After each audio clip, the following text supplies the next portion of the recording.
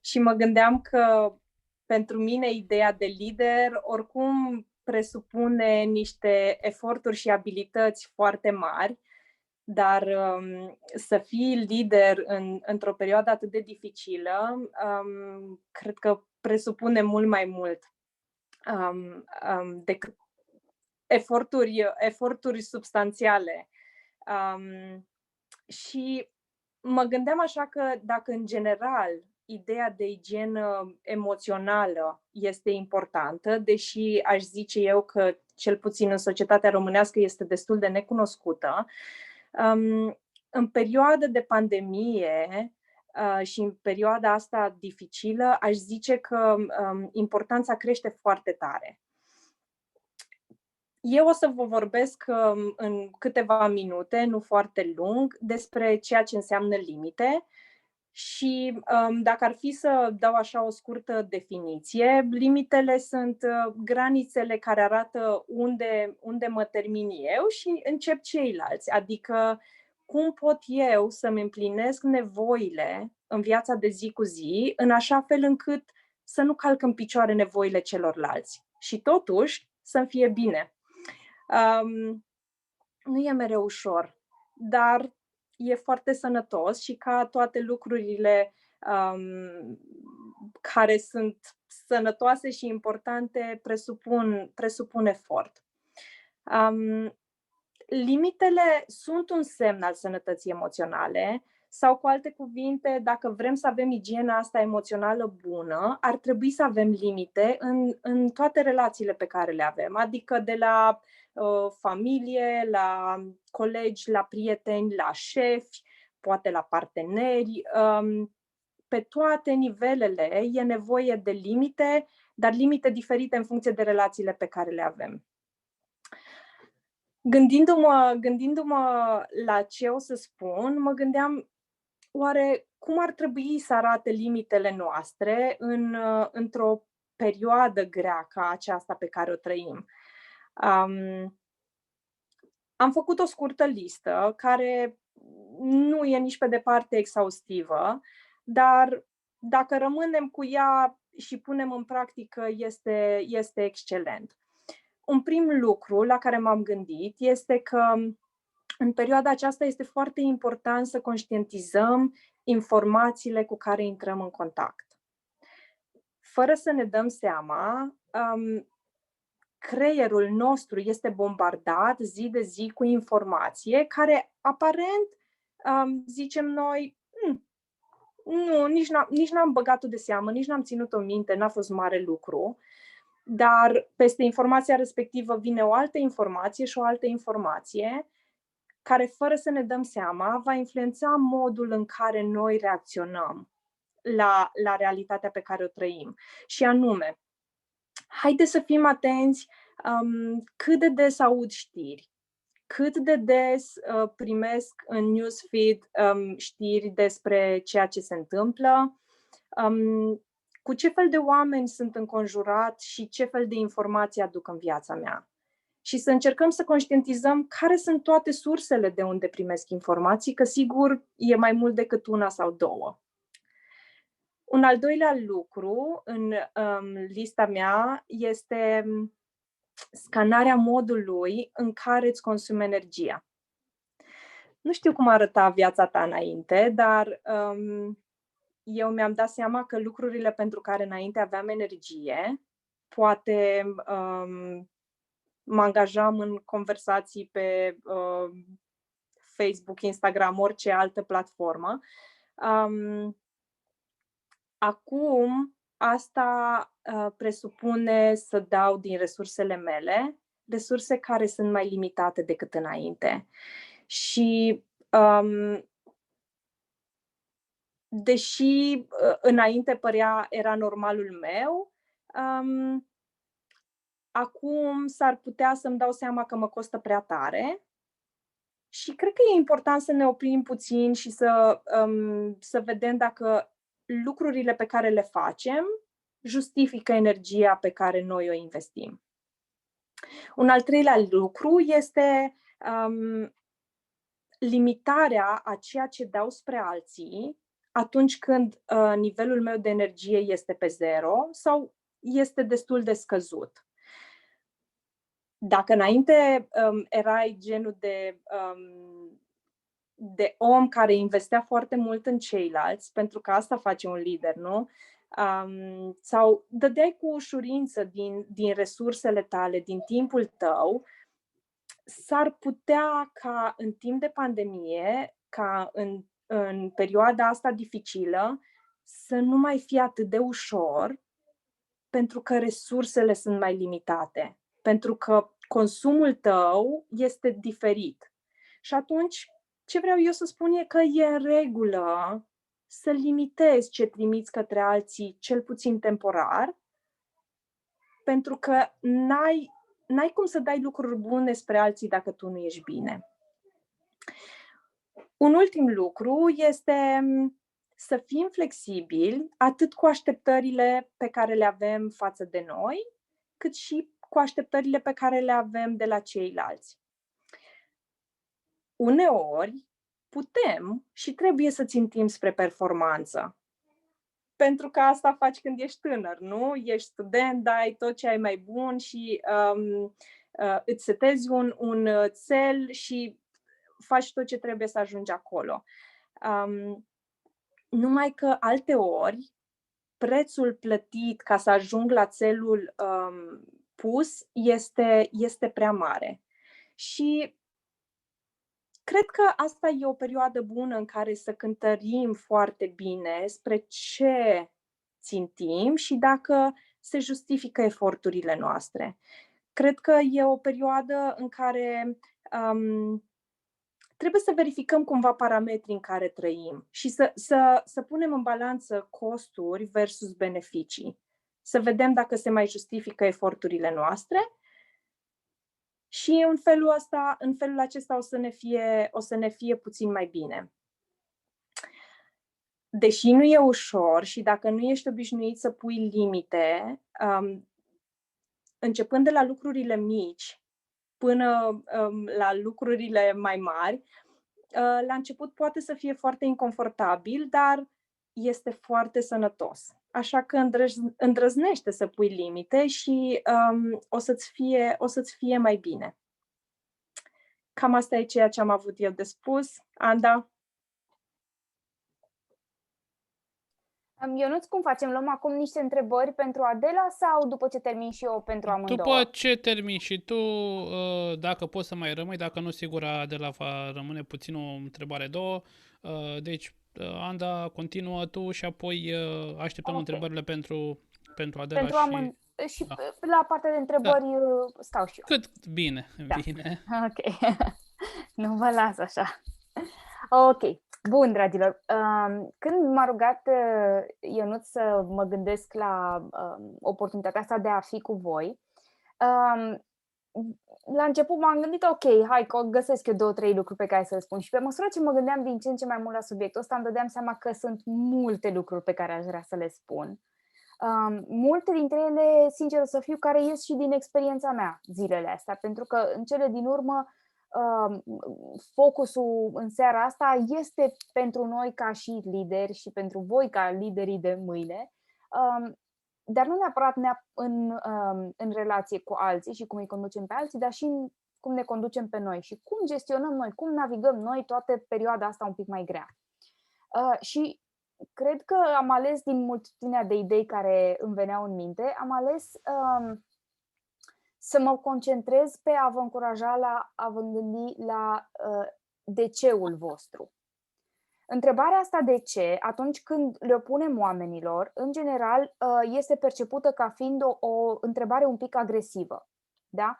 Dacă vii și vezi că ți-a căzut copilul pe jos sau și la lucru sau la școală ți zice profesor, ok, de ce ai făcut lucrarea asta așa sau de ce ai ales subiectul ăsta?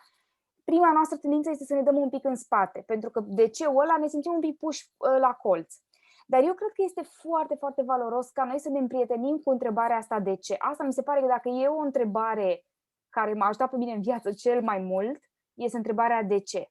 Și aici aș vrea să o aplicăm cu privire la viața noastră, aș vrea să o aplicăm la emoțiile noastre, la stilul nostru în care funcționăm și gândim și luăm decizii și la stilul nostru în care ne raportăm în relații. Și în toate astea 3 lucruri să le filtrăm prin întrebarea de ce. Da? Și aici aș vrea să vorbim un pic în primul rând despre cum ne raportăm la emoțiile noastre. În general, noi în România nu avem așa o relație foarte bună cu emoțiile. Avem o relație de asta, love-hate, adică ori ești emoțional și ești condus de inimă și în funcție de cu cine vorbești ești un om minunat, ori vai, ești emoțional și trebuie să fii rațional dacă vorbești cu altcineva. Dar realitatea este că emoțiile noastre sunt parte din noi și întotdeauna ele au un motiv pentru care există, ele vin cu un mesaj. Și atunci ce aș vrea să vă încurajez este să stați un pic atunci când vă simțiți voi emoțiile voastre în perioada asta. Și asta, apropo, ăsta e primul lucru pe care vi l-aș spune, să vi le simțiți emoțiile, să nu fugiți de ele, să nu credeți că atunci când simt ceva neplăcut, primul lucru pe care trebuie să-l fac este să ricoșez din emoția aia. Deci mă îndrept, simt durere aici și apoi ricoșez, mă duc către o altă activitate care să-mi distragă atenția. Pentru că emoțiile astea nesimțite pe care eu le bag undeva înăuntru și nu vreau să le aud, nu vreau să le simt și pun peste ele tot felul de painkillers, tot felul de chestii care să-mi ia durerea, să-mi ia disconfortul, începând de la mâncare până la muncă, până la alcool, droguri și chestii din ce în ce mai, senzații din ce în ce mai tari. Lucrurile astea care stau între mine și emoțiile mele nu sunt niciodată sănătoase. Chiar dacă în sine pot să fie foarte validante și să pară benefice, da? Și aici vreau să zic că pentru noi care suntem lideri, munca poate să fie un asemenea lucru. Poate să fie performanța, poate să fie un lucru pe care noi să-l folosim ca să nu ne simțim emoțiile. Vă rog să nu faceți asta. Și atunci ce v-aș încuraja eu când vine vorba de emoțiile voastre este să stați întâi și să le simțiți și să vedeți, dar ce simt eu acum? Faceți un pic de liniște în locul vostru, în jurul vostru. Vă băgați și în baie dacă aveți nevoie. Dacă stați în cămin și sunteți 6 în cameră sau dacă stați în chirie și aveți o grămadă de oameni în jur, nu contează. Te bagi în baie, îți găsești un colț și stai așa un pic și te gândești, ok, ce simt? Dacă nu vă e clar ce simțiți, printați-vă de pe internet de oriunde o listă de emoții, pentru că dacă nu le putem numi noi, s-ar putea să le recunoaștem când le vedem într-o listă. Da? Și hai să începem să le numim. Și să zic, ok, mă simt anxios, mă simt stresat. Și după aceea punem întrebarea magică. Dar de ce? De ce mi-e frică mie de lucrul ăsta? Ok, sunt anxios că dacă îmi pierd locul de muncă sau sunt anxios că dacă ai mei se îmbolnăvesc. Hai să văd, de ce simt eu chestia asta? De ce dintre toate temerile tocmai asta s-a lipit de mine? Și de ce când am temerea asta mă blochez și nu pot să merg mai departe? Da, deci ne împrietenim cu întrebarea asta de ce și mergem pe firul emoțiilor noastre că ea ne slujește. Și fiind noi cu noi, nu trebuie să ne fie frică de întrebarea asta, că noi suntem de partea noastră, nu? Sau cel puțin așa ar trebui să fie. Nu ne ia nimeni de urechi dacă noi nu ne luăm. Și înainte să decidem dacă ce simțim e bine sau nu, sau dacă am făcut bine sau nu, hai să ne dăm timp să ne dăm seama ce e lucrul ăla. Da? Bun. Cel de-al doilea lucru la care vreau să vă încurajez este să vă puneți întrebarea de ce funcționez eu așa cum funcționez. Și aici mă refer nu neapărat la emoțiile care funcționează practic ca un fel de motor, sunt practic motorina aia pe care noi o băgăm în rezervor ca să funcționăm pe ea, dar mai degrabă care sunt tiparele mele viață.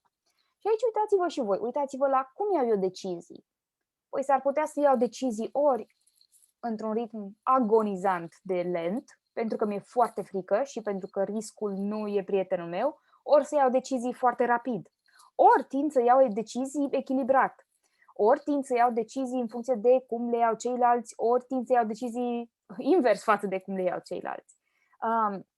Deci odată să vedem de ce iau eu decizii cum iau. De ce mă raportez eu, să zicem, la muncă cum mă raportez, de ce mă raportez la sănătatea mea cum mă raportez. Înainte să ne dăm cu parul și să zicem, băi, trebuie să lași KFC-ul și să ieși la alergat. Astea toată lumea ni le bagă pe gât. Alții, nu noi. Noi nu avem nevoie de asta. Dar înainte să sărim cu chestia asta, hai să stau un pic cu mine și să văd, dar totuși de ce am mâncat eu? Că am zis că nu mai mănânc KFC săptămâna asta și uite că deja e a 3-a zi în care mănânc și doar miercuri. Hai să vedem, de ce fac eu chestia asta? De ce mi-a venit mie, deși zisesem că nu, de ce mi-a venit mie? Păi uite că mi-am dat seama că am avut o zi nasoală și parcă KFC-ul ăla e singurul lucru bun pe ziua de azi. Ok, dar stai puțin că deja se întâmplă de multe săptămâni chestia asta și stai puțin că s-ar putea ca eu să am tiparul ăsta în care viața mea de fapt nu prea îmi place sau ceva nu merge foarte bine sau nu mă simt apreciat la muncă sau de prieteni sau de familie sau am problemele astea și singura mea bucurie și rază de speranță e KFC-ul ăla amărât. Și după aia eu mi-au bâta și îmi dau cu ea în cap că de ce nu mănânc, de ce n-am băgat salată în loc de KFC. Da? Hai să vedem de ce. De ce mă duc eu către KFC când eu am zis duminică că de luni începem să mâncăm sănătos? Înainte să luăm decizii, înainte să ne dăm cu bâta în cap, hai să vedem, de ce? Să fim curioși noi cu privire la noi înșine. Și apoi, ultimul lucru pe care vreau să-l spun este să ne punem tot timpul întrebarea de ce funcționez eu în relații așa cum funcționez. Pentru că de cele mai multe ori noi ne dăm niște răspunsuri superficiale și răspunsurile astea sunt mai degrabă astea superficiale sunt de natura de a ne liniști. Scopul lor este să ne liniștească pe noi și să nu mai punem atâtea întrebări. Și atunci ce ne face creierul nostru când zicem, da uite, deja nici ea nu mai vorbește cu mine sau nici cu tărica nu mă place sau am probleme, mă cert cu toată lumea.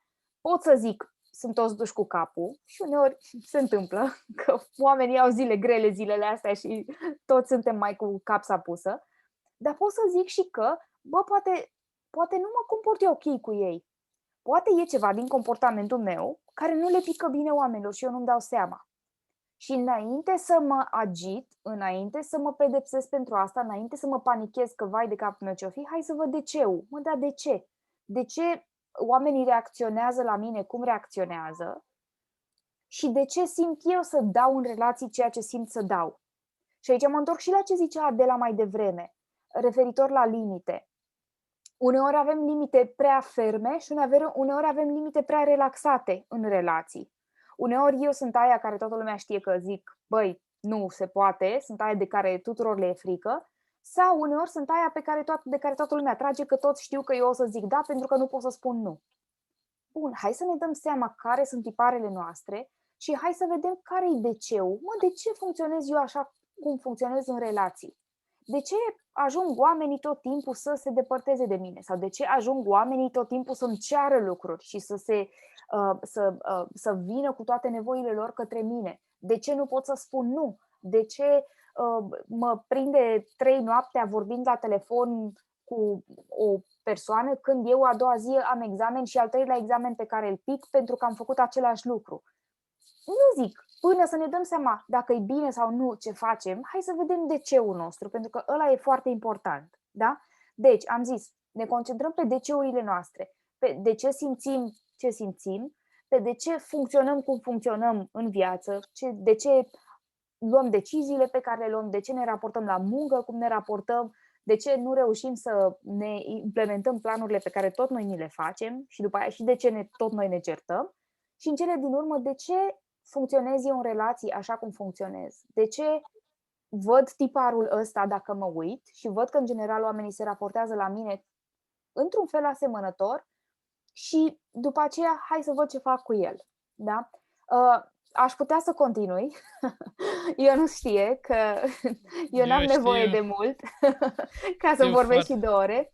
Dar aș vrea să mă opresc aici. Vă las cu ideea asta. Hai să ne punem întrebarea de ce. Înainte să ne sărim în cap, înainte să tragem concluzia, hai să fim curioși. Dar de ce funcționez eu cum funcționez?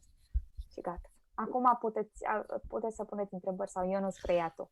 Bun, dacă aveți întrebări acum le așteptăm pentru Anda și pentru Adela. Le puteți trimite prin chat către mine, iar eu le voi pune întrebarea. Da?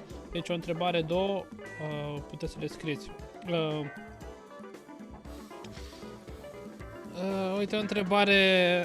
Cum facem să avem răbdare cu noi? Să ne convingem că lucrurile bune iau timp? Adela? Tușe, ca să zic așa. E o întrebare în care Adela... Nu,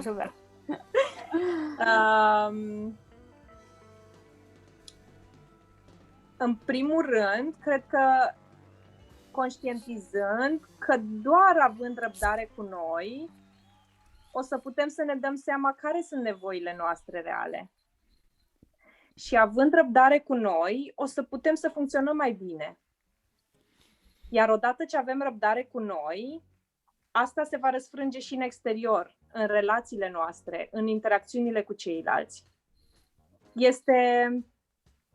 Este cu bătaie lungă și dacă astăzi nu am răbdare deloc cu mine, cred că e foarte important să nu plec de la a nu avea răbdare la a avea o răbdare divină. E foarte important să ne propunem pași mici. De la 0, hai să-mi propun să ajung la 0,2 la început. Și odată ce am ajuns la 0,2, poate o să-mi fie mai ușor să ajung la 1.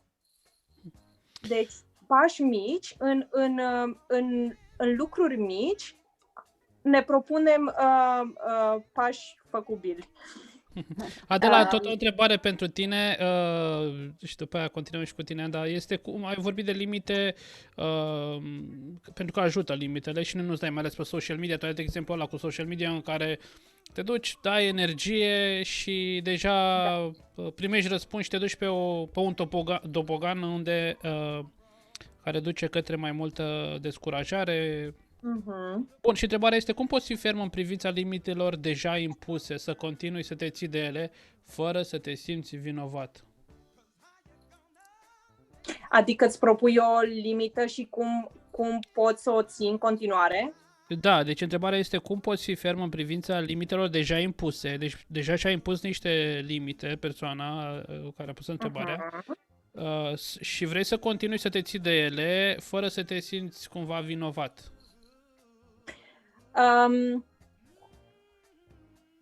Limitele, dacă nu am fost învățat să punem limite, la început va veni și un sentiment de vinovăție. Pentru că e ceva ce n-am mai făcut, e ceva ce nu am învățat. Cred că este vinovăția față de cei din jur, te-a clarificat. Okay. Deci cumva îi respingi sau zici, bă, nu pot și... Este un sentiment de disconfort pe care o să-l simțim cel puțin la început, numai că dacă vrem să putem să existăm pe termen lung în relație cu alți oameni, e important să ne dăm seama cât putem să dăm într-un anumit moment. Pentru că dacă voi da acum foarte mult, deși eu am puțin, mâine nu voi mai putea da deloc.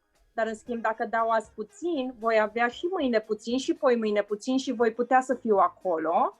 Și cred că e foarte important, ca să scadă vinovăția asta, e foarte important să le clarificăm celorlalți. It's not about you. Nu e că nu-mi place să fiu aici, ci atât pot să dau în momentul ăsta. Și odată cu clarificarea, cred că scade și vinovăția.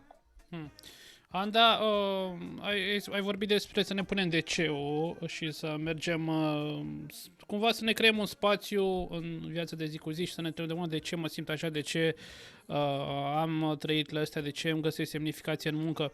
Și întrebarea este în felul următor: dacă DC-ul acesta mă afundă și mai mult în a mă persecuta, ce să fac? Și prin persecuta să se învinovățească pentru ceea ce este, pentru ceea ce face. Deci, cumva prin DC-ul ăsta ea sau el. Unde se duce. Da. Cred că dacă DC-ul te duce într-un loc în care te afunzi, înseamnă că poate nu l-ai răspuns foarte bine. Și atunci eu aș zice, este foarte important ca la răspunsul de la DC să fim deciși că oricare o să fie răspunsul ăla, noi o să-l abordăm așa cu blândețe. Și aici, uite, îmi place foarte, foarte mult întrebarea asta, că mi se pare că oamenii în general au tendința să zică, păi, ok, de ce nu muncesc eu mai tare la școală? De ce nu învăț mai mult? Și răspunsul lor la de ce s-ar putea să fie pentru că sunt leneși. Pentru mine ăsta este un răspuns inacceptabil.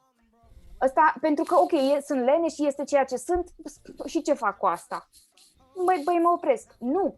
Trebuie să văd, ok, hai să văd de ce sunt eu demotivat. Hai să mergem, de ce sunt leneși? De unde am prins eu ideea că e mai bine în viață să nu muncesc, chiar dacă am minusuri, decât să muncesc și să mă bucur de rezultatele mele. Și s-ar putea să, mergând pe fiș, să-mi aduc eu aminte că, uite, la un moment dat în copilărie mi s-a zis, nu te mai chinui la școală că tu tot prost rămâi. Deci uneori, de cele mai multe ori când ne blocăm, sunt pur și simplu niște eșecuri ale noastre, care sunt fie eșecuri, fie au fost interpretate ca eșecuri, care ne spun, tu nu poți. Înțelegi? Și atunci eu nu accept tu nu poți-ul ăla, pentru că eu nu cred că noi nu putem. Cred că atunci, că poate nu putem singuri, da, asta sunt de acord.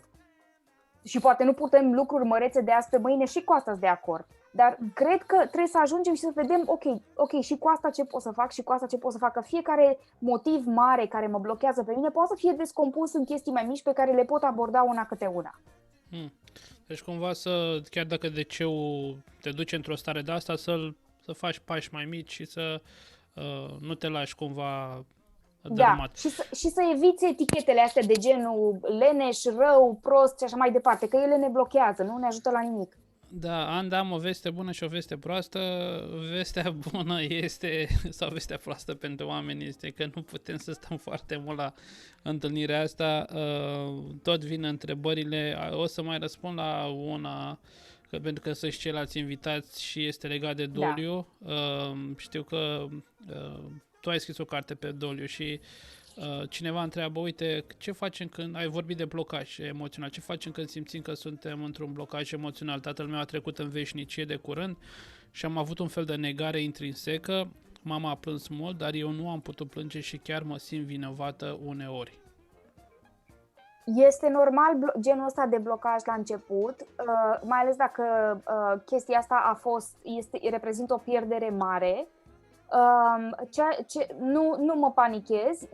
Până la urmă, perioada de doliu poate să arate ca un talmeș-balmeș, poate să arate oricum. Tot ce aș zice este să nu faci tu lucruri care să te ajute să eviți durerea asta și dacă nu plângi, simte durerea și dacă nu se exprimă ea prin plâns.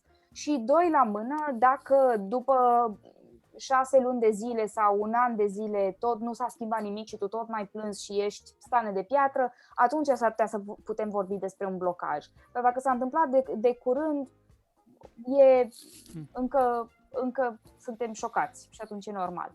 Da, oricum tu ai scris o carte pe acest subiect, cum se numește, Prin doliu sau... Drum prin doliu. Drum prin doliu, da. Deci poți căuta cartea Drum prin doliu, o găsești la multe librării online. Și ultima întrebare pentru Adela, legat de vinovăție. Cum putem scăpa de acest sentiment care cumva ne împiedică să înaintăm? Aș zice că am nevoie de mai multe informații. Da. Nu putem. Am foarte puțin aici și nu prea am putut să operez. Hai să vedem, dacă ne poți spune mai multe, dacă nu, în ce sens vinovăție sau în ce context, nu? Ce ai vrea? Da, e nevoie de puțin context. Da. Mă bag și eu un pic aici. Da, bagă-te, da, sigur. Că, într-adevăr, cred că contează mult contextul și cred că sunt lucruri pentru care suntem în mod real vinovați și atunci putem. Dar realitatea e că de multe ori ne simțim vinovați pentru chestii pentru care nu avem ce face și atunci tot ce trebuie să facem este să ne dăm seama că e o vinovăție falsă și asta e, mă simt vinovat, nu pot să o opresc, dar nici nu înseamnă că o cred. Adică cred că uneori ne temem un pic prea tare de ceea ce simțim și credem că soluția la emoția aia este să o oprim. Uneori soluția e să o simțim, să o ținem cu noi acolo și să o înțelegem că e, dar să nu o credem neapărat. Scuză-mă, Adela, m-am băgat peste tine. Nu, e perfect. Da, n-am primit clarificare. Eu știu că oamenii își mai doresc să mai răspundem la întrebări. Ne oprim aici.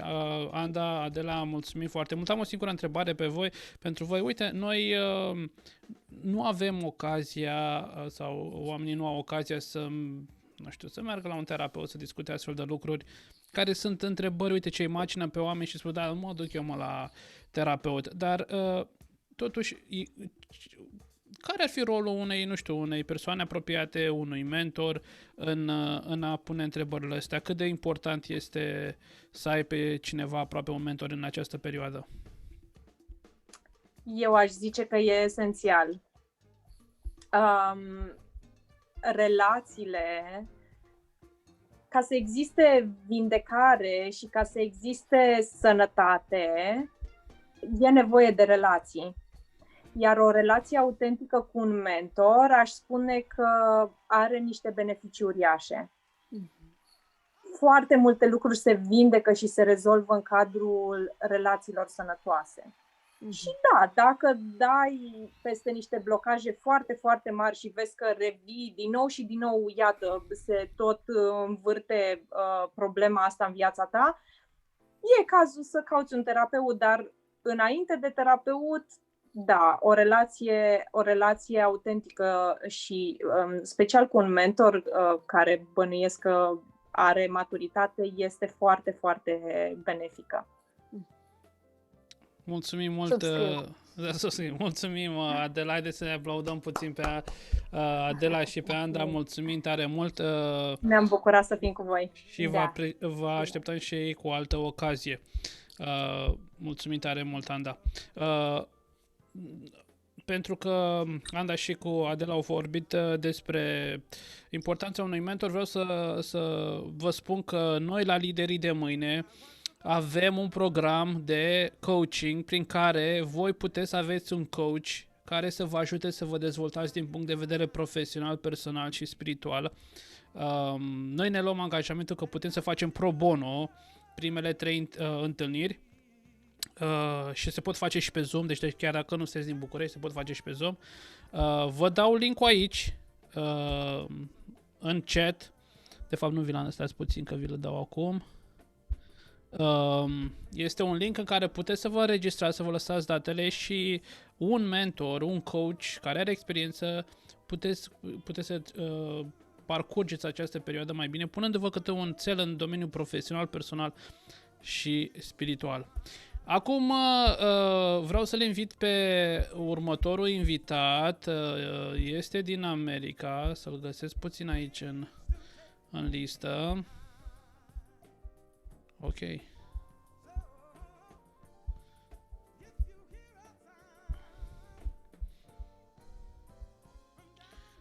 Wait a second, David. Ok.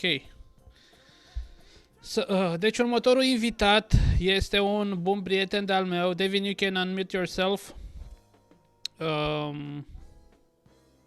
Okay, now I am. Yes, now we can hear you. David is a good friend of mine. He's from Dallas, but actually he's living right now in Florida. He has huge experience with crisis. I know when we talk some other time, David told me that he felt like every year was like a COVID situation in his life. So let me share a few things about David and his business experience. Just a second.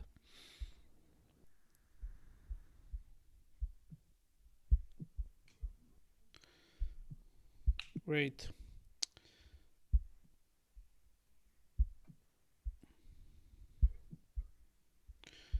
Okay, so David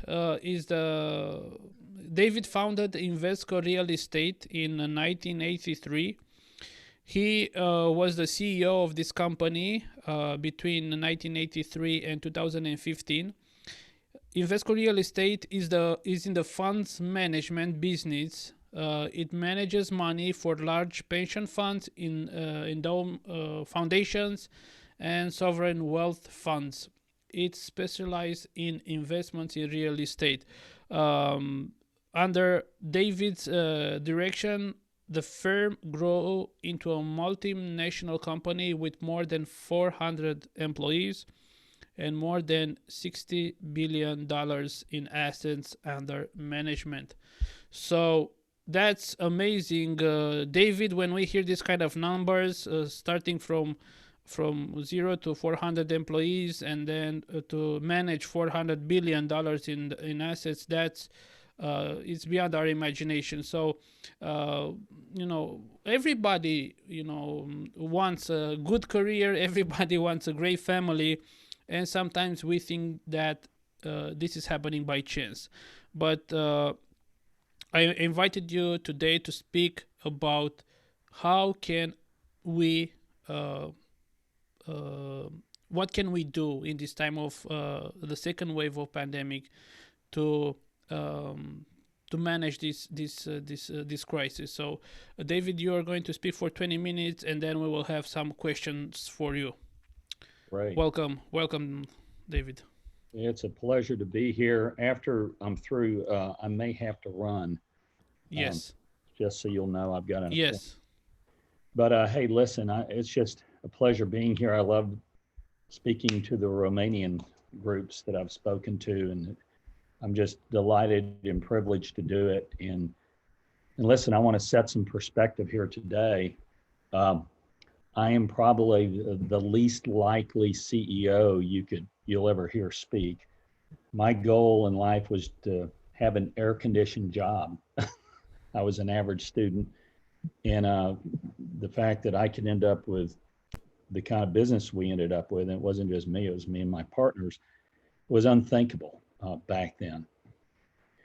And so there's a lot that went behind it. I don't have time to talk about today, but I did say at one point, I felt like every year was COVID, because every year there was a threat of some kind, and for many years, one of those threats, if they'd come true, I would have been, shining shoes down at the train station. There was a very thin line between failure and success back in the day. But anyway, I think it's a good idea. We are in difficult times now, unprecedented in my lifetime.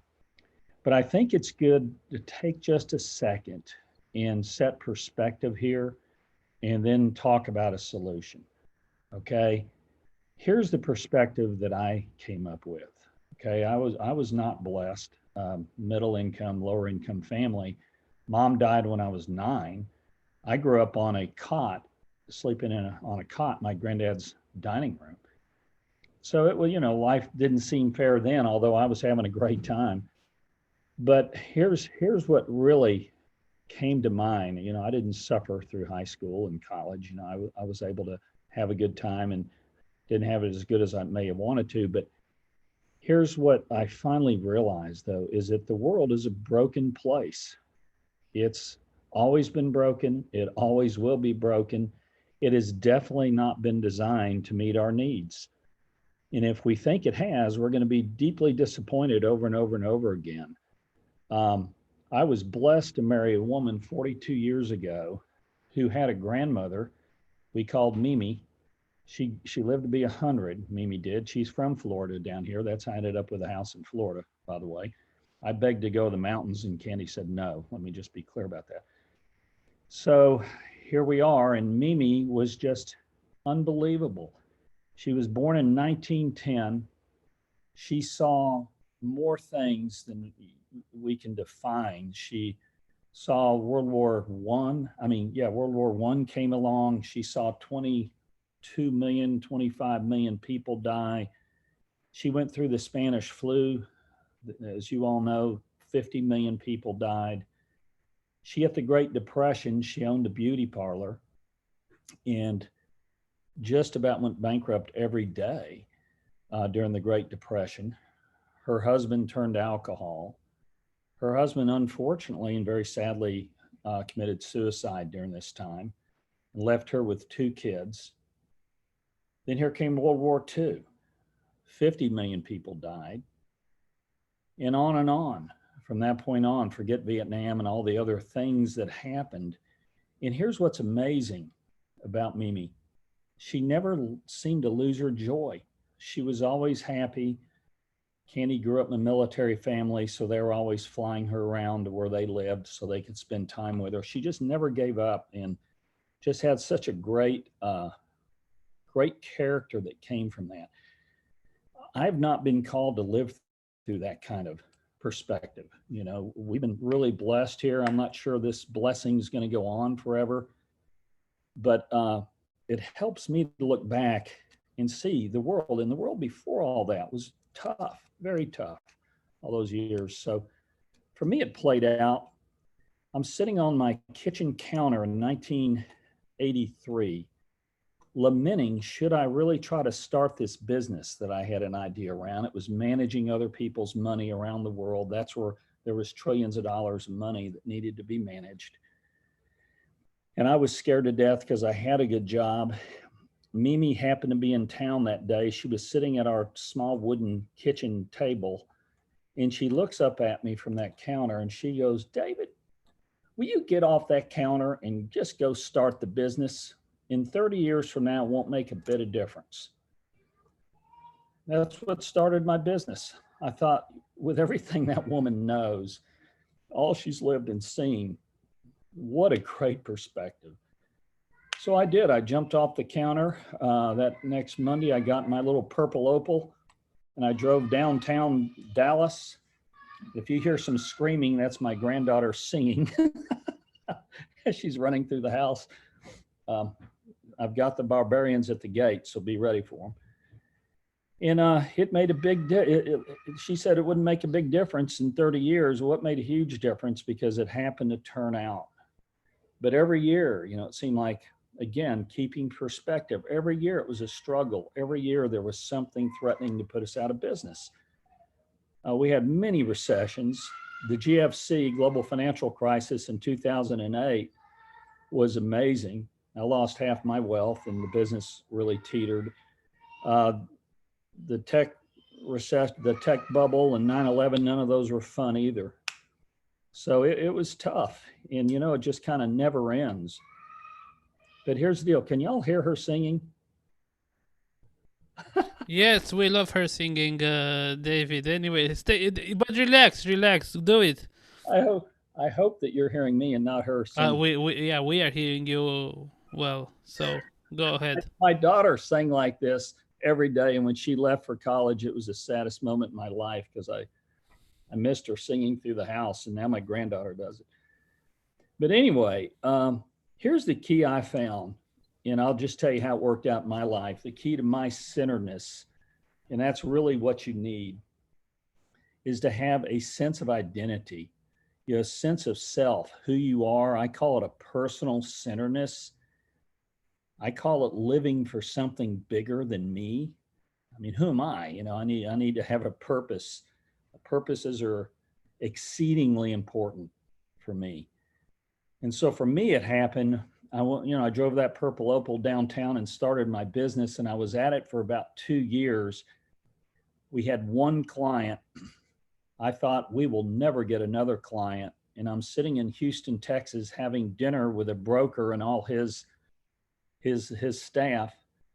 And at the end of dinner, he stared at me and he says, David, you know something that's true? And I said, no. What are you talking about, Al?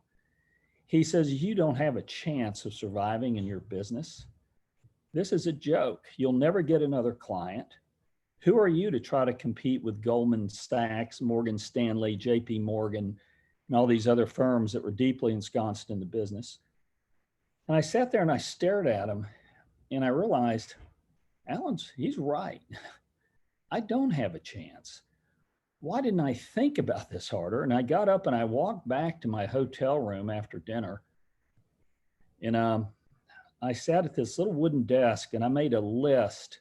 I wish I'd kept it, but I filled out that sheet of paper, every single line, all the way to the bottom with my weaknesses, why I was not capable of making this business go. I wasn't smart enough. I didn't have a sales ability that was necessary. I didn't have the experience.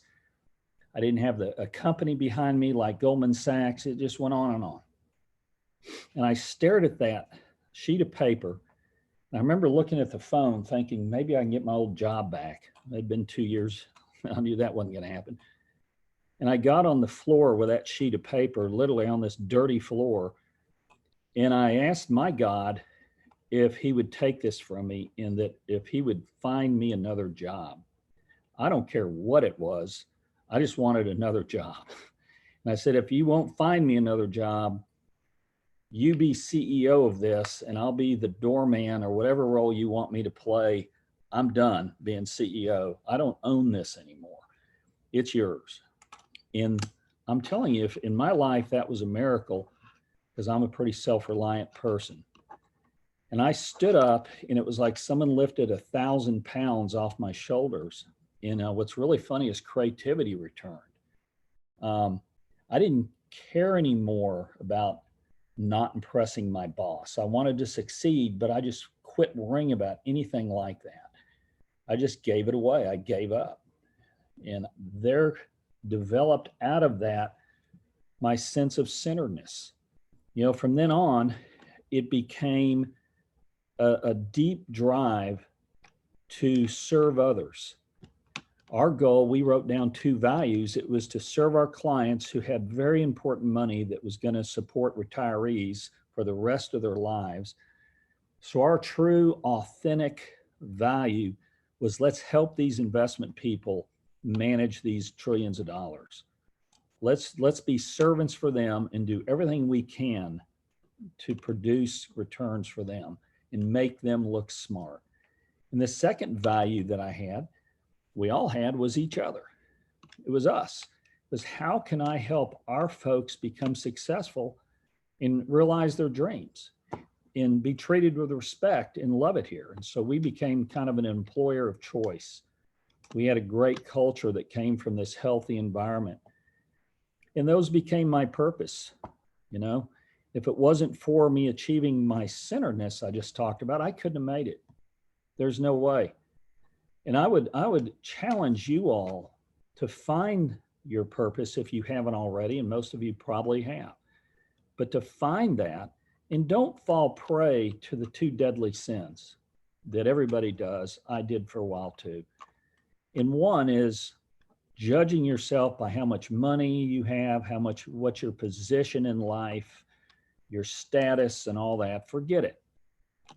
My father-in-law was a Navy pilot. He loved to fly. Then he became a preacher. He loved to preach, and he was a rich man. Never had any money, but he's the happiest guy I've ever known. School teachers, I know so many, they make no money, but they thrive.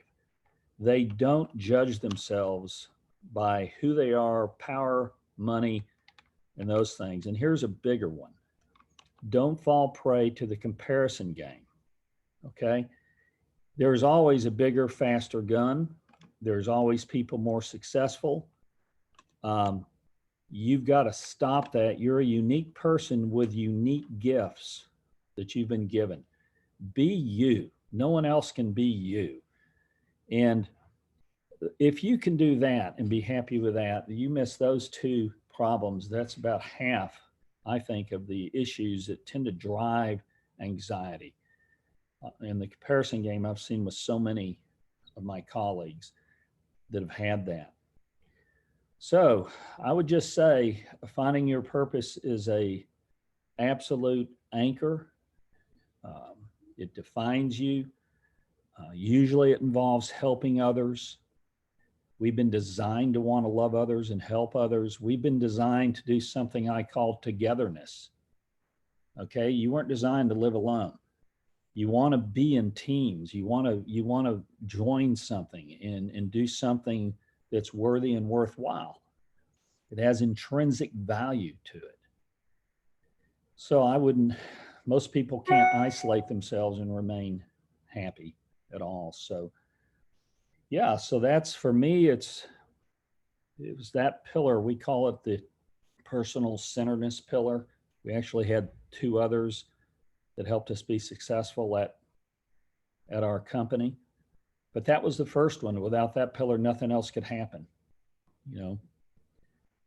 So that'd be my advice, just finding your personal centeredness, and more important than ever today with this negativity we're in.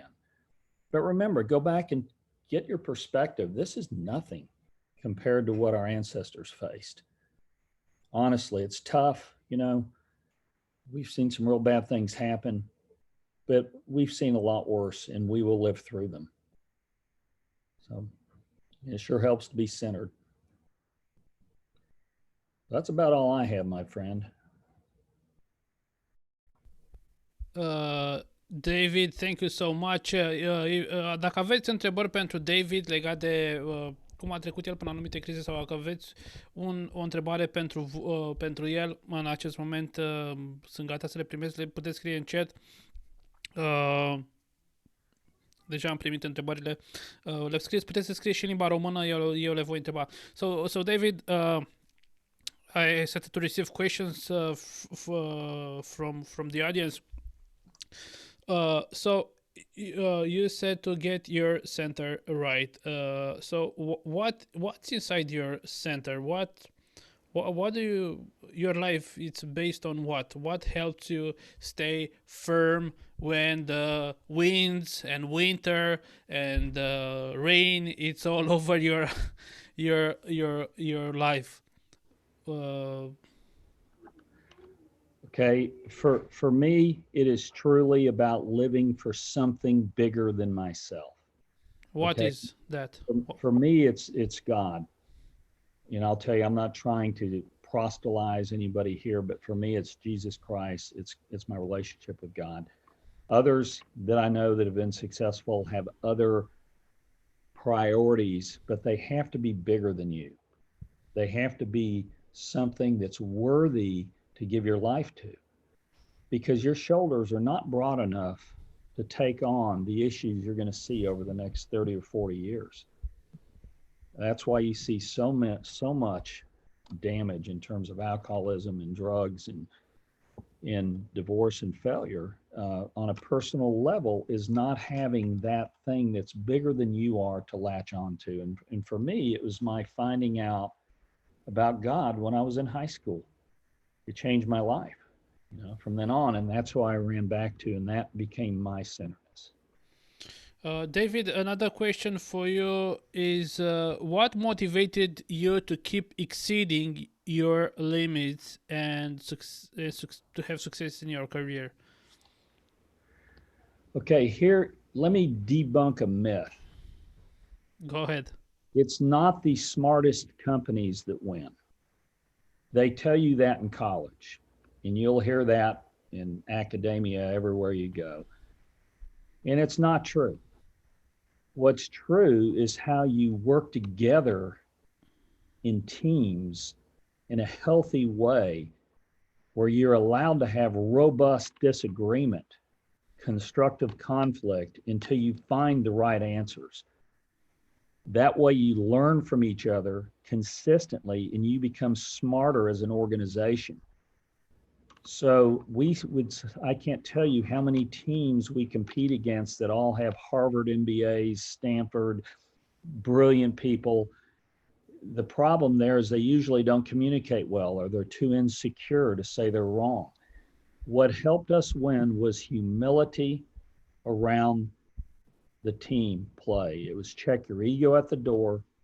When you come in the room, if you sit at that table, you have an obligation to dissent, no rank in the room, and you leave as friends. I'd go in every room, every meeting we ever had, a critical meeting around winning a new client, let's say, and I always knew the answer. Well, 9 times out of 10, I was wrong. There was a better answer. So if you have a ferocious desire to succeed and are willing to step through the processes of working together, having what we call war rooms, you will become a smarter organization and more successful. Plus, that breeds a great culture you get to be known for.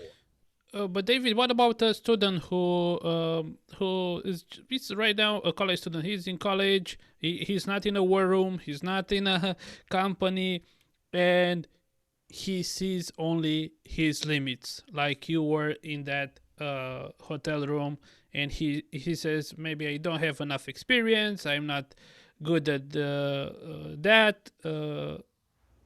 What's your advice for them to push against those limits? Well, my advice is to first tell you that's exactly who I am and who I was. I didn't even try to interview on campus. I was a B student. Who wants to interview a B student? You know, I was average intelligence in the classroom. No one would have given me a chance. But I realized this, that anything's possible if you can get along with people and learn to work together to accomplish goals that are bigger than you are. And so I would not put a limit on yourself. You have gifts you don't even know yet until you're out in the marketplace and you're trying to push forward and you're working with others. I would say don't do it alone. Don't get down on yourself, but don't do it alone. You find something you have a heart for and a passion for, and you work and you do everything you can to work in teams to compete against the bigger, more smarter, you know, companies or people. Okay, one or two questions, please. So please send the questions to me. David, I asked the women that spoke earlier, and I asked them about the role of a mentor at this stage in life. So what's your advice for having a mentor while they are in college? Because we have a mentoring program where we want to help students grow in these three aspects: professional, personal, and spiritually. So spiritual. So what's your advice for having a mentor? My advice is it's invaluable. If you can find mentors, obviously you have to find a balanced, good mentor, someone you respect and has the qualities that you want to emulate. But I would latch on to that mentor and I would ask every possible question you can possibly ask. And then I wouldn't just have one mentor if I could find more than one. The smartest people I know, I've made it a hobby for 20 years now to mentor young folks. It's just my way of giving back. And there's some just sit there and kind of listen and don't know what to say really, but there's others that ask all these great questions. And they keep coming back and they keep interviewing and asking and learning. It's invaluable to learn from others. And my goal as a mentor is to help them avoid so many of the mistakes that I made, because I made so many mistakes. That seems to be the only way I know how to learn, is screwing up. So by telling them these things, I feel like I'm helping them maybe avoid some of those mistakes. So it's incredibly invaluable to have a mentor. Thank you, David. Thank you so much for being with us today. Unfortunately, we cannot take questions anymore. We will see you some other time, David, hopefully in Romania. You can ask if nu am înțeles de Elia ce întrebare poți să pui în limba română. So we receive more questions. We'll see you some other time. Bye, David. Have a nice day.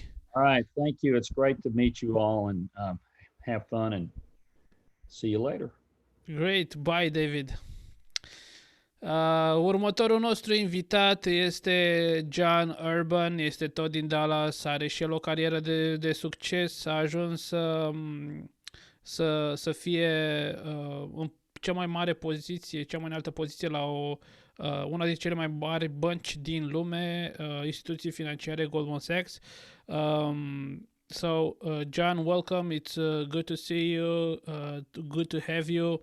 I was mentioned earlier that you have a great leadership experience. You became a partner at Goldman Sachs, which is one of the highest positions, if not the highest position someone can have to that great financial institution.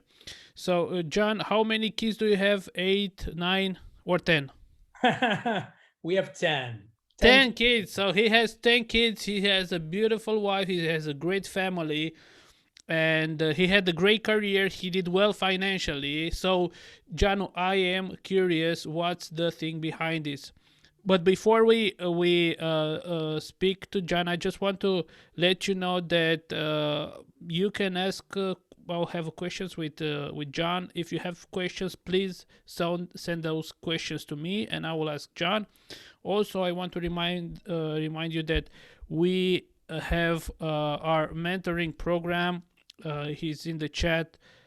Take a moment, apply, and a mentor will get in touch with you. So, John, welcome to the first event virtually in Romania. It's good to have you. Glad to be here. And I have a heart for Romania. I'm Polish and Lithuanian myself, so close enough geographically. So those are my roots, and I'm appreciative of the work that you're doing there, and outreach that you have. Wow, thank you. So, John, have you been to this part of the world? I have not. Unfortunately, I'm not a very good traveler. So the farthest over there I've been to London and Paris, but that's about as far away from the United States as I've been. Yeah, so 2 more hours and you are here in Romania. So John, let's go back to you and your life experience. You have a great family. You had a great career. You did well financially. So everybody kind of wants that in their life. So my question is, how did you start? How was your childhood? Did you had someone in your life that kind of I don't know, was there for you? You know, everything was nice when you started your life. So tell me more. Let's start with your childhood and tell me more. How was it? Sure. So it was interesting listening to David. I listened to his presentation.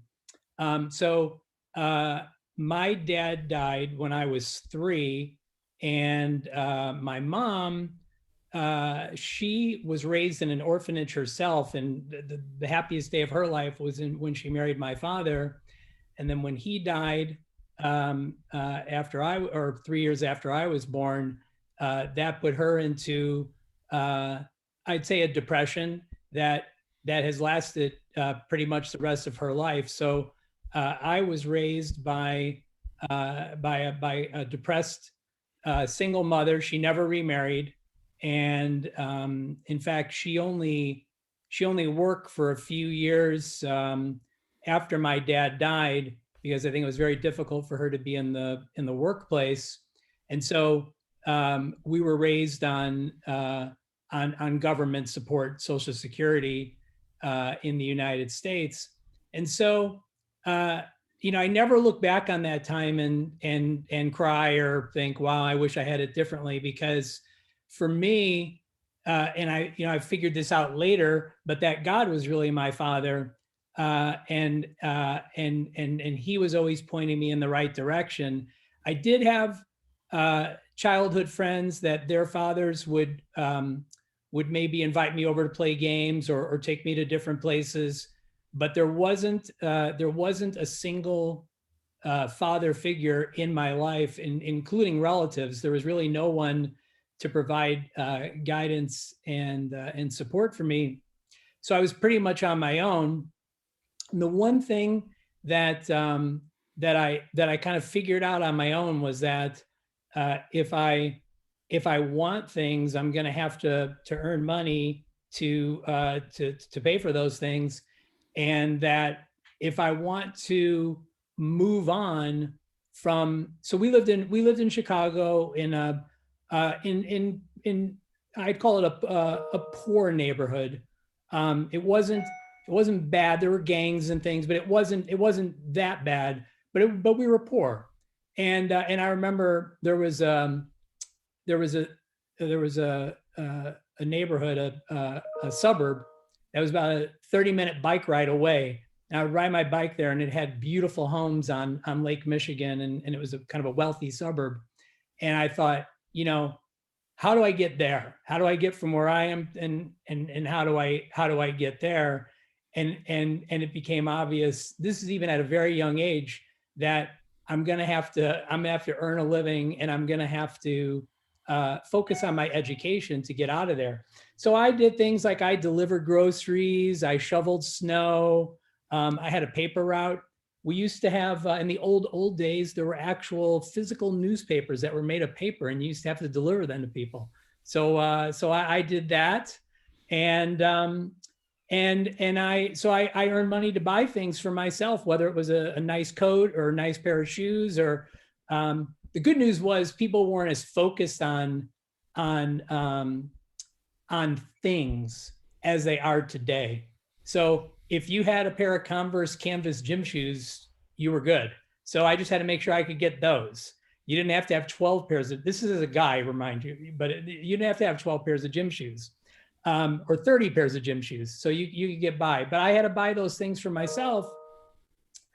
And then I was really focused on my grades. I thought that was the area that I could excel. I was okay at sports, not outstanding, but I figured out that the education was going to be the most important thing, that was going to be the bridge to something better. So you had a tough childhood. You were raised by your mom in a poor neighborhood in Chicago, and you worked to have some money, and also you understood that in order to get a nice house or to be in the suburb, you need to have good grades. And I know it's this idea that today people think that grades are not important. What's your take on that?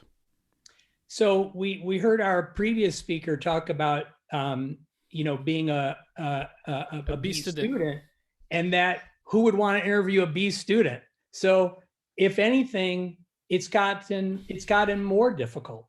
And so I think that's just categorically false.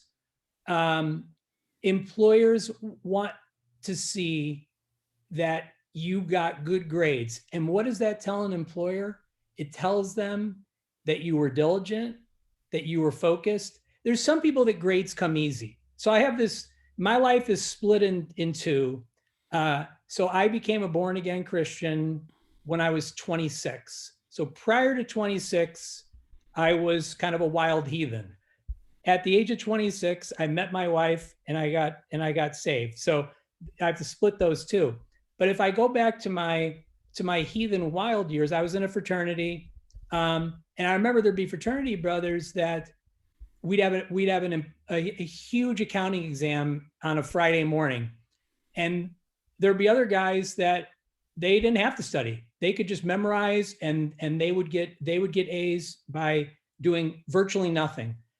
I, on the other hand, had to study more than anyone else. And I did it because I knew that employers are going to look at your grades, and the grades tell the employer whether you had to work for them or not. It says something to the employer that you were focused and you took time. Even if other people didn't take time, you took time. And so personally, when I would look at resumes later in life, I would, if somebody's GPA was low, you would just dismiss it out of hand. And unfortunately, you just put that in a different pile. Even if somebody had very good experience and had other qualities that were worthwhile. And it's just the way it works. So the grades are definitely important. And listen, some people struggle. Then you just have to work that much harder to try and get the interview, right? Not everyone's going to get straight A's. So you can't be discouraged either if maybe you're struggling. But what you can do, which is what I did, I worked harder than the next person. I worked as hard as I needed to. I did whatever I could do to get an A in a class. And whether that was studying 3 times more than someone else or meeting with the teacher and really just trying to understand what they were looking for. But that was my focus, because I knew that that's going to be, on your transcript at some point, and it's a permanent record. And so I'm going to stay focused on that. John, I appreciate I will always appreciate the people who are so disciplined and they have that laser focus on their grades. I wish I had that, in college. Unfortunately, I did not. But I wanted to ask you, for the students, they have a lot of distractions right now. We have these things that we're carrying around with us all the time. If it's Instagram, Facebook, or other things, or I don't know, Netflix.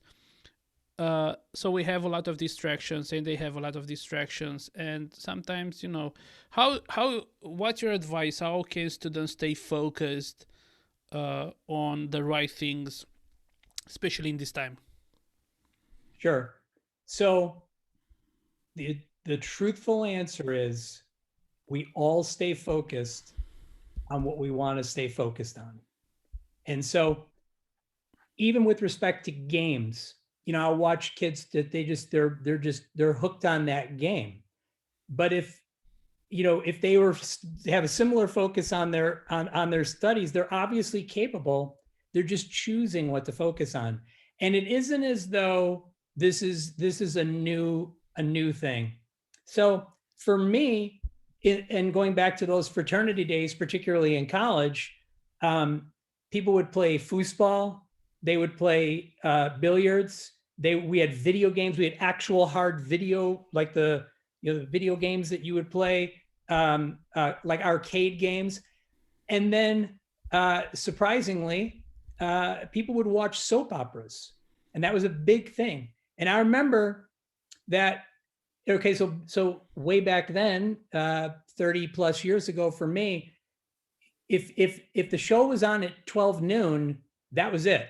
And it was a recorder for that program was very expensive, so most people didn't have them. So if you didn't watch that show at noon, you weren't going to be able to watch it again unless there was a rerun much later. So I would watch people with these 12 noon soap operas, and they had a 1 o'clock class, and they didn't want to miss the end of that soap opera. So they missed their class instead. I, on the other hand, left for the class. So you choose what you want to focus on. And there's a scripture that says, all things are permissible, but not all things are profitable. And so the goal is to focus on things that make a difference. Most of the things that distract us today are meaningless, worthless, and are going to amount to nothing. All the social media. I don't have social media. And I'm 57. So many men my age have a Facebook, and they look at TikTok, and they've got a Twitter. I don't have any of those things. So a lot of these things are choices. And you can choose what you want to focus on. The distractions have always been there. I'll grant that it's very difficult because that, like you said, that device, there's a lot on there, and it's right with you all the time. But this is when you have to make conscious decisions that will impact your future. So you can do it. You just have to focus. So it's a matter of perspective. What do you want from your future? Yes. And so if you want something in your future, is that it's not going to happen by chance. And you understood from young age that if you want to have a future, you need to have good grades and to show that you are serious and disciplined and focused.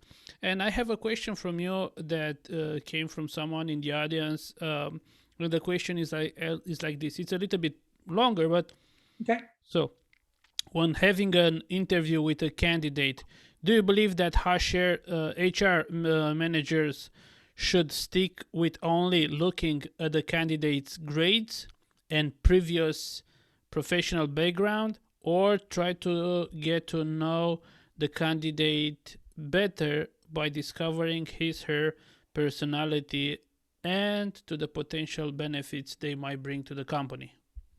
Okay, it's a great question. So what do I think? I think Yes. It should be the latter part of that question. What happens as a practical matter? It's the former part of the question. So there, unfortunately, now they have algorithms that just look at these resumes. So it'll just cut you off if you don't have a certain GPA, or it'll cut you off if you don't have a certain work experience.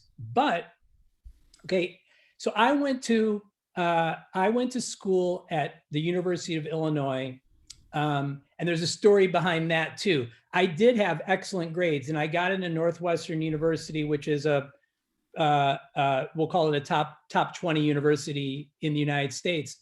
But at the time, it was $13,000 a year to go to Northwestern, and they offered me a scholarship of $5,000 a year. So I would be $8,000 in debt per year, at least, going for 4 years. And the University of Illinois gave me a full ride scholarship to the point where they actually gave me some money. I actually collected money. So I made the decision that I didn't want to be in debt just to go to what I felt was, a somewhat better school. But because I went to University of Illinois, even though I had excellent grades, many of the firms, Goldman Sachs, that I ended up at, wouldn't even give me an interview. Merrill Lynch, no interview. Chase, no interview. I can go down the list that they just wouldn't give me an interview because you are not in the good school in the University of Illinois wasn't perceived as an Ivy League school. So if you didn't go to an Ivy League school, don't bother. Now, I still didn't take no for an answer, and I wrote letters. I tried to call people, kind of catch them off guard that they'd pick up their phone. I was very, very persistent, but even with my persistence, it just fell on deaf ears because the education in their mind wasn't up to par. Now, I ended up at the highest level at Goldman Sachs down the road, but I had to come in through the back door, and God allowed me an open door in the back door later in my career, and orchestrated a number of things that in hindsight, it was probably better to come in the back door, because I was able to come in as a vice president, which was a difficult title in and of itself to achieve, but I was able to come in the back door. So with respect to that question, what you have to do is whatever it takes to get yourself in front of them and be able to speak, and to be able to tell somebody, to be able to articulate why you're the right person, why they should consider you, even if maybe your grades suffered. Maybe your grades suffered because you had a family tragedy, or maybe your grades suffered because you weren't focused earlier, but then you decided, you know what, gosh, that was a mistake, and now I am going to focus, but those grades are still on your record. There are many extenuating circumstances. And so then the goal is you have to get yourself in front of that HR manager or whomever, maybe even someone that's at the company that you desire to work at, and tell your story, that maybe the resume doesn't tell the right story, but now you want to tell that story. The other way around that is to craft a very thoughtful cover letter. And the cover letter can say whatever it wants. Your grades are your grades, and you can't change those. And by the way, if anyone on the phone, if your grade point average is a 3.22, we don't have that kind of system. Okay, good. Okay, so right. we have grades from 1 to 10. Okay, so never ever lie about your grades. I promise you that will come back to haunt you. So that's a temptation for many people, and I've seen it hurt people in the long run. But great. So to do whatever it takes, even though you don't have the grades, write a letter, do whatever you need to do to get in front of that HR and kind of tell your story. Yes. But how do you have this kind of persistence? Because sometimes our generation is called snowflakes because we are so sensitive, and it's hard for us to push back when we have we come with a little bit of resilience, or we face a problem and we are not pushing that. So how can we have that persistence like you have? Again, I think it really comes down to a mindset. And I think that there are a lot of lies and a lot of false information that comes from social media. And I feel like it's one of the reasons why I just don't have it. And I encourage my kids not to be on it, because there's just a lot of false narrative on social media about what is important and what isn't important, and here's what you should do and here's what you shouldn't do. And again, I feel like most of it is just not true. People will say anything that they feel necessary to be popular on social media, and even present themselves in a way that is not true. But to the direct question, again, if so, I see that there are, if I scan across, it seems like there are a number of young women on the call. So yes. If you're a young woman and you happen to be interested in a man that's a suitor, boy, you're going to be focused, aren't you? And you're going to do, whether it's what you're saying in a text, and you might even think about that text for 20 minutes before you send it, or how you look at a particular time, or, those types of things. So if you're going to go through that trouble for a suitor, which by the way is really important, I feel like it's the second most important thing in life is who your spouse is. And so I'm all for finding the right spouse. I found an incredible woman that has really shaped my life. We'll have celebrated 31 years of marriage this year. But so that's really important. But when that young man is around, you're focused, and vice versa. So when I was dating and now, with my wife, boy, I was really focused on her. So you choose what you want to focus on. It's all inside. And that whole thing about being a snowflake, that's all, I don't like the term, but it's garbage. It's garbage. That's just not true. And you can overcome that moniker, and you can overcome those things. And it comes down to a little bit of discipline. You have to discipline yourself to stay focused on the right things.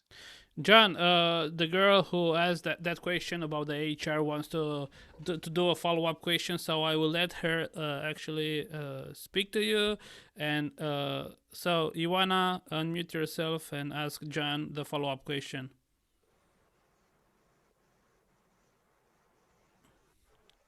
You wanna? Let's see. Okay, sorry, I think I was muted. I don't know why. I would like to firstly thank you again for your very insightful answer regarding the HR managers. And I have a follow-up question, because you mentioned that primarily HR managers focus on the grades when they should also look at the personality of the candidate. And I was wondering if you think that it would be beneficial to change the traditional way the interviews take place, and maybe put candidates to do some case studies instead of asking them what they expect from their future job. Yeah, I mean, that's a terrific solution. And I think that companies are moving away from those traditional metrics. I'll tell you personally, even though I did well in school, I think that the school concept is antiquated, and I think that there needs to be more focus on what a person is interested in. You know, we've had this whole 100 years of here's the way we do school, boom, boom, boom, boom, and that's it. And so is the model flawed? Yes. So can, you know, our grades as the primary factor, is that flawed? Yes. SAT and ACT scores, is that the way to level the playing field and for, you know, people to get into college, is that flawed? Yes. So the whole system is broken.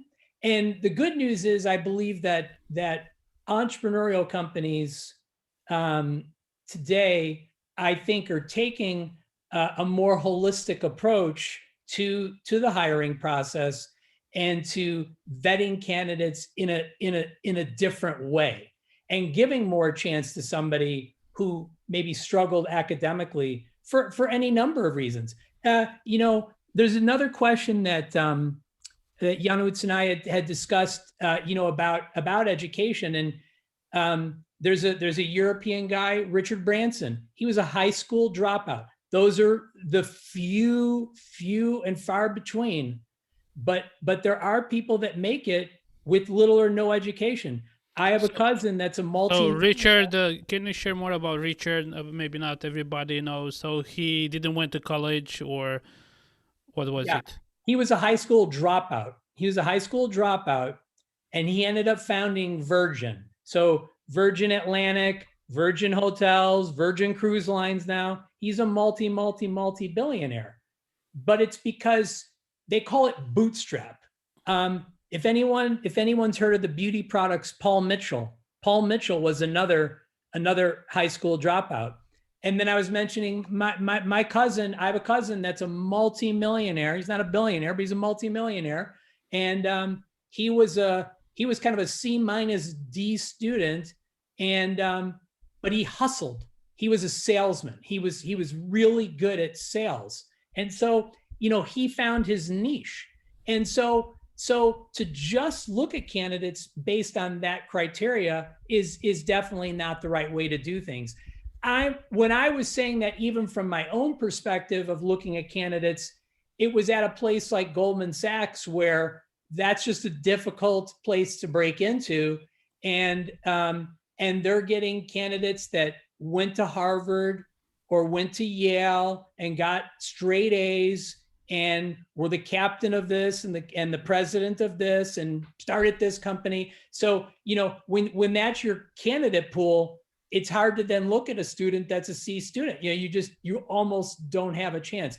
But I do think that the more like the newer companies like Uber and Apple and Google, I think are looking at more than just the grades, but it's an uphill battle, and I do think it should change, and it will change over time. Thank you. Do you have another question? No. Okay. Thank you. But if you do, please, text me and I will answer. So. Yeah. So another question was, John, how was your time in college? What did you do in college? Did you volunteer for something? I know you said your motto was nothing is easy, and if it's easy, it's a saying that if it's easy, it isn't worth it. So what did you do in college? So again, just that whole process for me. So I focused in grade school, and then that allowed me to be in the honors program in high school. And then that allowed me to get into a place like Illinois. So then once I was at Illinois, I majored in finance and minored in accounting. For me, those were areas that, one, I enjoyed. And I do think that you have to choose something that you're interested in to focus in college. And, and I would encourage anyone that you major in something specific enough that that there's real job opportunities at the end. And so for me, finance, you could work at any number of places, from banks to investment banks to all companies have a finance department. So, and then there's accounting firms. I mean, it was endless for me. And then again, what I did was I would go to seniors, for instance, in my fraternity, and I would talk to them and say, hey, what classes did you take? What did you do? What did you focus on? And then as they were getting ready to enter the workforce, I would say, so what did your resume look like? What's important? And I just tried to model after who I thought were the best people. That's the thing. That's another important method, is to have somebody that you consider a mentor, that you can listen to and that you can take advice from. So I would go at each year, whatever year I was always looking at the seniors. What are the seniors doing? What do their resumes look like? So I got involved in as many activities as I could. I was the treasurer of my fraternity. I was the vice president of probably 10 different organizations on campus. So I was, the grades were just the beginning. I was trying to have a built out, nice resume that I thought would lead to jobs at the end. And I got a tremendous number of job offers. I shared with Janusz that we had a contest, like who could get the most job offers once I was a senior, and who could get an office visit to a place that was very far away. So if we were in Illinois, could you go to California or New York? And I got a number of job offers. They just weren't at the investment banks that I really, really wanted to work at. But I got outstanding offers, but I had to work very hard to do that. And listen, I said I wasn't a Christian when I was in college. I was out there on the weekends, every night. But during the day, I studied. And I had fun at night, but I studied. And I think I shared with Janusz that there was a fraternity that I wanted to join, and they wanted me to join, but I knew that they had one of the biggest campus parties every Thursday night. And I like to take classes early in the morning, 5 days a week. And so I thought, well, what if I have an 8 a.m. on Friday and people are partying in this house until 2 or 3 in the morning, and I have to be at class and take a test on Friday morning. So I purposely didn't join that fraternity for that reason. But if I wanted to partake in those things, I could, but that was secondary to the grades are going to get me to the next level. I was always looking at what's next, what's the next level. And so for college, it was a career, and where do I want to go, and what do I want to do, and what are they looking for? They're looking for grades, and they're looking for experience. What have you done? What were you involved in? Who did you help?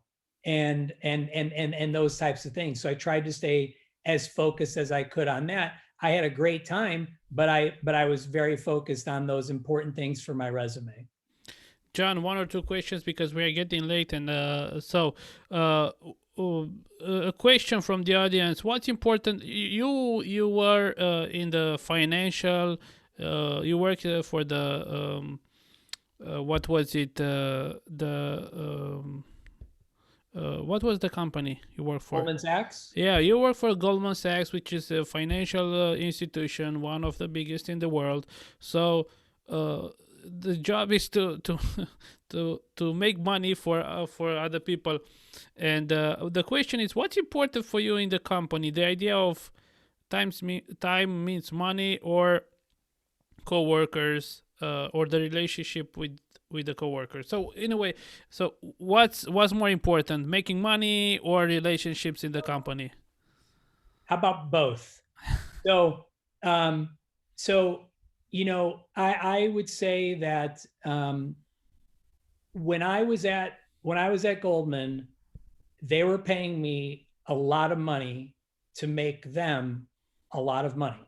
And And it was very simple, very straightforward. It's like being an athlete. They pay you to score.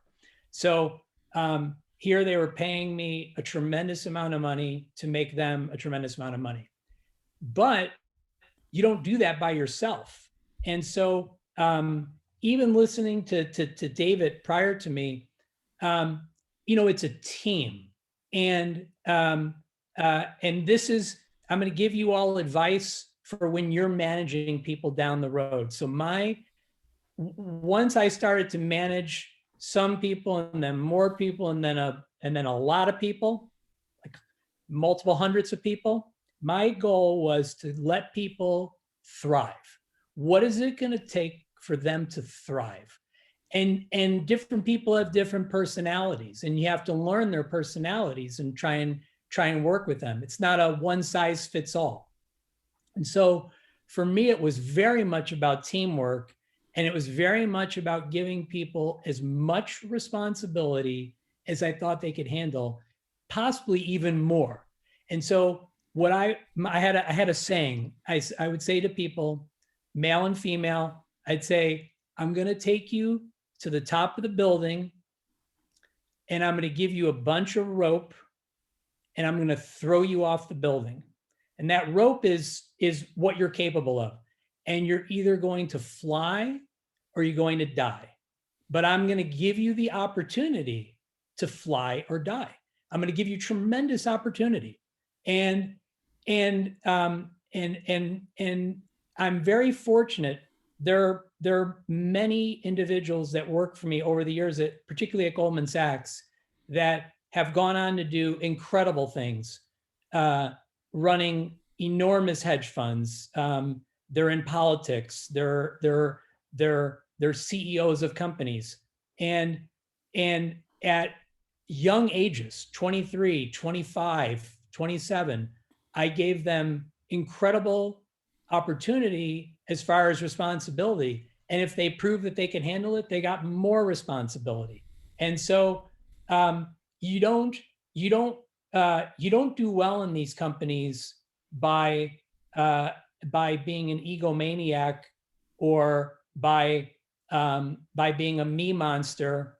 For me, the formula for success was help others do the best that they can, and in the process, I'm gonna rise up. Oh, that's amazing, John.